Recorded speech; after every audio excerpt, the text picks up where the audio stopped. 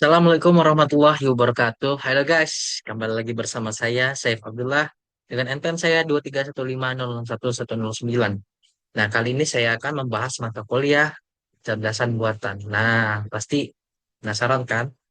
Kali ini tugas saya sebagai proyek akhir dengan terpampang di sini ada dua source code berbasis Python dengan menggunakan VS Code. Di sini sebelum saya menjelaskan, saya terlebih dahulu memperlihatkan soal pada kalian ya guys ya. Nah, pada proyek kali ini dengan studi kasus dua soal. Yang pertama yaitu program Python dengan memilih salah satu. Ada searching, reasoning, dan juga planning. Nah, program ini juga dapat disesuaikan. Bisa memilih buku atau bisa juga memilih masalah sederhana di sekitar kehidupan sehari-hari, gitu, guys. Untuk soal kedua, di sini ada eh, program Python, tapi dia harus learning ya guys ya, dengan metodenya yang sudah dipilihkan pada mata kuliah AI ini. Saya memilih KNN ya guys ya, Knowledge Boards. Nanti saya akan jelaskan. Yang pertama juga nanti saya akan jelaskan judul saya. Nah, penerapannya itu dengan metode learning ini menggunakan dataset yang bisa didapatkan melalui repository seperti Kaggle ataupun sejenisnya. Langsung saja ke codingannya langsung ya guys ya. Di sini pada codingan ini terdapat astar underscore museum PY dengan judul saya yaitu eh, judul penerapan algoritma A untuk menerapkan rute terpendek dalam navigasi peta museum kota. Nah, kenapa saya memilih judul ini? Karena judul ini bekerja dengan memanfaatkan informasi jarak aktual dari prediksi jarak menuju tujuan heuristiknya untuk yang secara efisien gitu. Menemukan jalur terpendek dalam suatu peta ataupun ruang. Nah, dalam kasus ini, permasalahan yang diselesaikan adalah pencarian rute terpendek masuk museum menuju ruang pameran tertentu. Nah, untuk pintu start masuk pengunjung itu kita kategorikan sebagai S, start. Untuk ke pameran utama kita kategorikan sebagai goal atau yang kita sebut tujuan. Nah, di sini mempertimbangkan rintangan-rintangan yang kita tulis sebagai X seperti ruang dinding atau ruang yang sedang direnovasi yang tidak bisa dilewati dan juga titik jalan kosong yang di mana setiap pada grid ini eh, bisa memperselesaikan ruang kosong, rintangan, titik awal ataupun tujuan. Nah, langsung saja kita jelaskan source code-nya ya. Nah, di sini sudah terpampang ada import HAPK. Di sini digunakan untuk membuat prioritas queue-nya yang akan menyimpan node dengan nilai prioritas F score yang paling kecil di depan dari intinya ini. Nah, di sini terus juga ada definisi grid-nya yang tadi saya sudah jelaskan. S itu start dan G itu tujuan. X itu rintangan dan titik itu jalan kosong ya guys ya. Dan disusun sebagai matriks ukuran 10 kali 10 yang berbasis dua dimensi.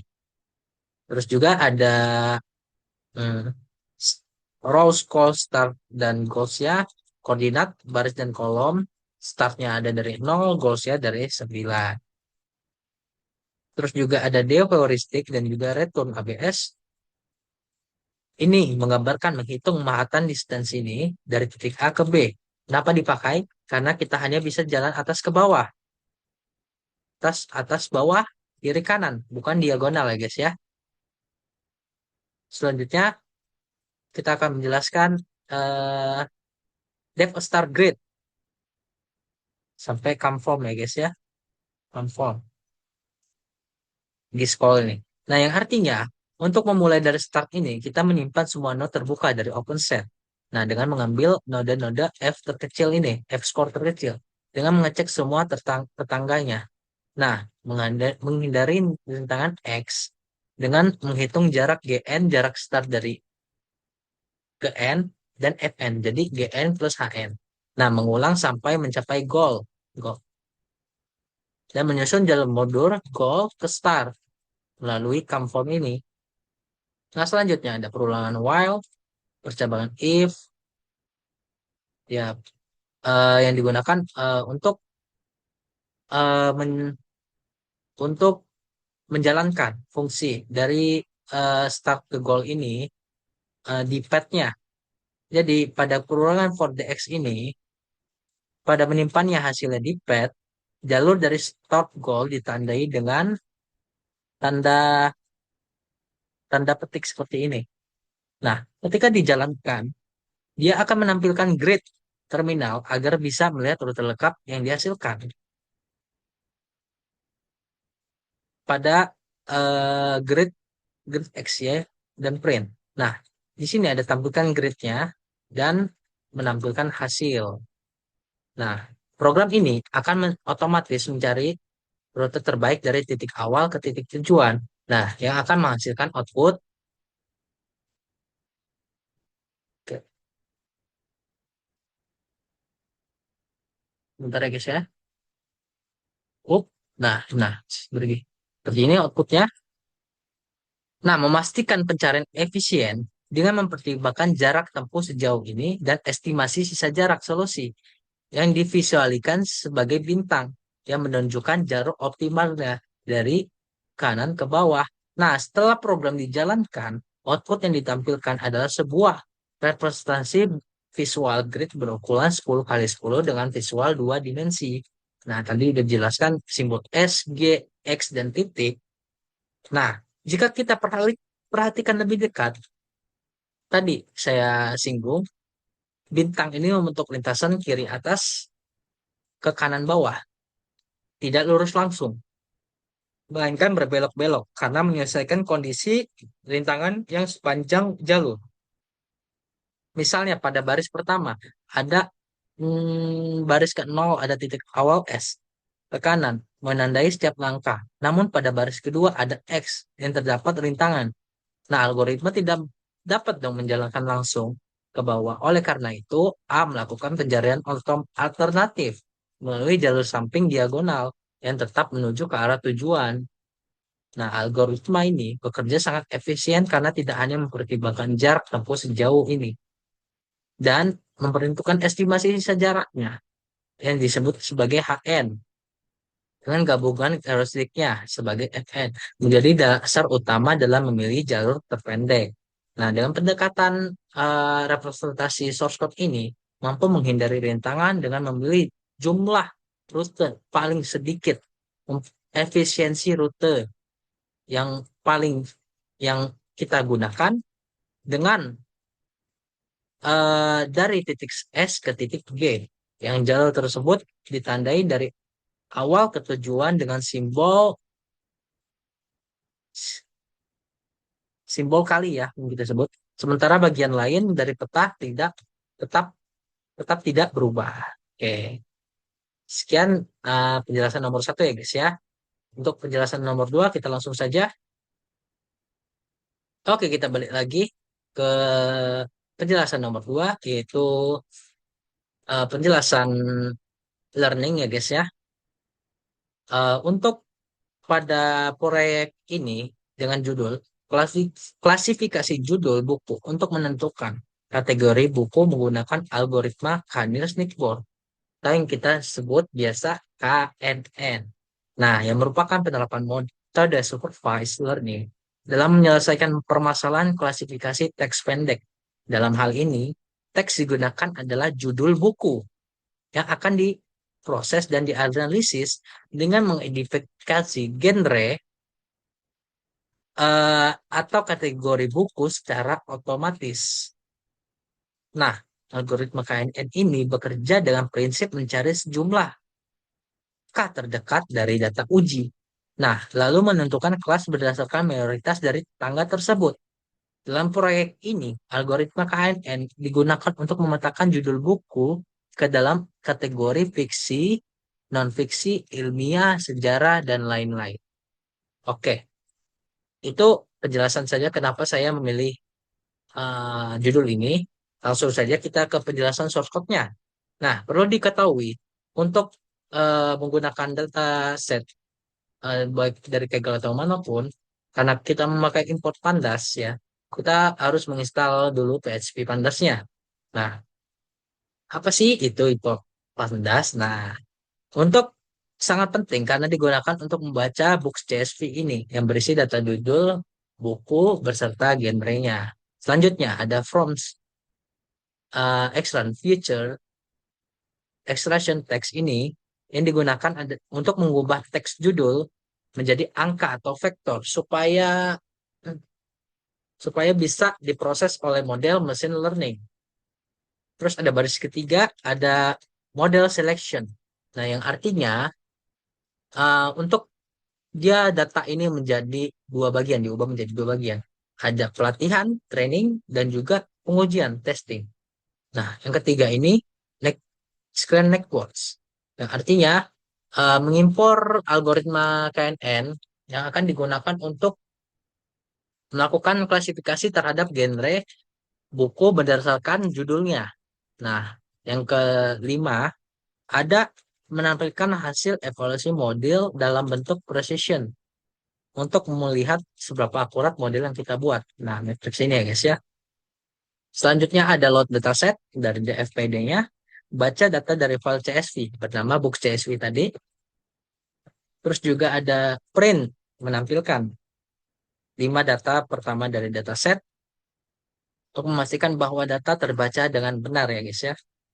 Yang kedua, yang ketiga ada vectorizer data sampai genre ini yang digunakan untuk mengubah teks media vektor dengan parameter stop underscore words-nya diubah menjadi English. Nah, yang akan mengabaikan kata-kata umum dalam bahasa Inggris, sedangkan max future-nya itu 1000, yang artinya hanya mengambil 1000 kata terpenting. Terus juga ada split data latih dan uji training dan testing tadi, kita bagi menjadi 80% training dan juga 20% learning. Nah, perlu diketahui, factorizer to transport ini kita mengubah judul buku terlebih dahulu ya menjadi vektor angka dan menyimpannya ke variabel X. Nah, kita lanjut lagi pada genre. Ini label untuk target klasifikasinya disimpan dalam variabel Y. Jadi X itu judul buku, Y itu genre. Nah, pada pada pembagian 80% training 20% testing ini eh, kita menggunakan random state 42 yang artinya digunakan agar pembagian data selalu konsisten setiap kali dijalankan. Oke, selanjutnya ada KNN, classifier, dan juga KNN, Xtrend, Ytrend, yang artinya KNN classifier ini membuat model KNN dengan K5 ini menjadi 5 tetangga terdekat untuk menentukan kategorinya. Dengan metode yang digunakan untuk mengukur jarak adalah Euclidean distance-nya. Nah, kalau ya predik ini melatih model KNN untuk eh, mempredik dalam terhadap data ujinya. Nah, sebelum kita predik, ada KNN fit ya, yang melatih model KNN menggunakan data pelatihan yang sudah dipisah sebelumnya. Selanjutnya ada print, menampilkan hasil print evaluasi, classification, menampilkan hasil evaluasi model berupa version, recall, dan F1 score. Kita lanjut, ada def prediksi judul. Di sini ada fungsi ini dibuat untuk menerima input judul buku baru, lalu mengubahnya ke bentuk vektor. Nih, vectorizer, transport, mengubah ke bentuk vektor. Dengan TFDF, TFIDF. Dengan memprediksi genre yang menggunakan model KNN yang sudah dilatih sebelumnya. Hasilnya akan ditampilkan langsung ke terminal. Nah, selanjutnya di sini ada tes prediksi manual. Kita memakai dua judul buku dulu ada ya. Ada The Power of Habit dan juga The Lord of the Rings. Nah, pada source code ini akan menghasilkan output.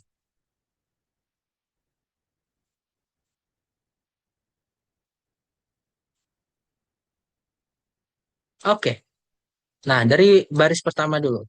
Nah, ada 5 kategori kan, 5 kategori awal. Nah, ini ada dari dataset ditampilkan print overhead yang bertujuan melihat gambaran penggunaan data bahwa data berhasil bahwa berhasil terbaca. Nah, di sini ada lima kategori buku yang dikategorikan, ada dua kolom, ada judul buku dan juga genrenya. Seperti contoh, ada Harry Potter fiksi, The Intelligent non-fiksi, dan lain-lain gitu ya guys ya.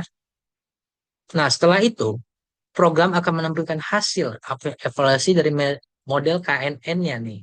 KNN-nya ada Precision Recall, Advanced Score Support. Di sini auto dibagi genre-genrenya gaya, ada average-nya juga. Nah, di sini eh, kita bagi ada dua tadi itu, ada pelatihan 80% dan juga pengujian 20%. Nah, evaluasi model ditampilkan dalam bentuk laporan kualifikasi ini mencakup beberapa metrik penting yang saya sudah sebutkan tadi.